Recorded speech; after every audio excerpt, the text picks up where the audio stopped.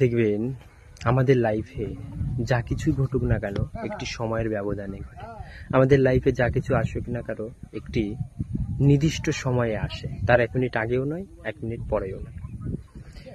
ধরুন আপনি একটি কাজের জন্য আশা করছেন, একটি ভালো কাজের জন্য চেষ্টা করছেন, তবুও কিন্তু আসছে না, কারণ আপনার সেই কাজটির সময় হয়নি আপনার লাইফে আসার। যখন সময় আসবে ঠিক তখনই আপনার লাইফে আসবে, কেউ আটকাতে পারবে না। তাই অযথা ধৈর্যহীন হয়ে পড়বেন না।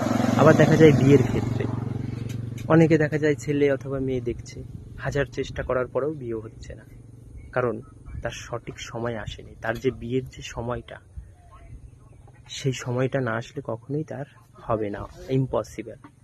যখন তার বিয়ের সময় হবে, যে ডেটে বা যে সময়ে, ঠিক তখনই হবে, তার আগেও হবে না 1 মিনিট পরেও হবে না। আবার দেখা যায় মৃত্যুর ক্ষেত্রে, যদি আপনার মৃত্যুর সময় না আসে, আপনি ধরুন অনেক বৃদ্ধ হয়ে গেছেন, 100 বছর বয়স হয়ে গেছে, তবু কিন্তু আপনি যাবেন না এই পৃথিবী ছেড়ে, কারণ আপনার তো সময় আসেনি, আপনার তো ডাক আসেনি। যখনই আপনার সময় আসবে ঠিক তখনই কিন্তু চলে যেতে হবে, কেউ আটকাতে পারবে না। এবং 1 মিনিট পরেও নয় 1 মিনিট আগেও নয়, ঠিক সেই সঠিক সময়ে। তাই সময়ের অপেক্ষা করুন, কারণ আমাদের লাইফে যা কিছু ঘটে একটি নির্দিষ্ট সময়ে আসে। যে সময়ে যে জিনিসটা ঘটার দরকার ঠিক সেই সময় আমাদের লাইফে সেই জিনিসটি আসবে, তার আগেও আসবে না পরেও আসবে না।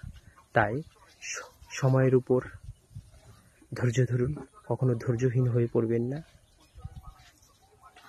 কখনো মন খারাপ করবেন না, সবসময় হ্যাপি থাকবেন। No tension, only happy.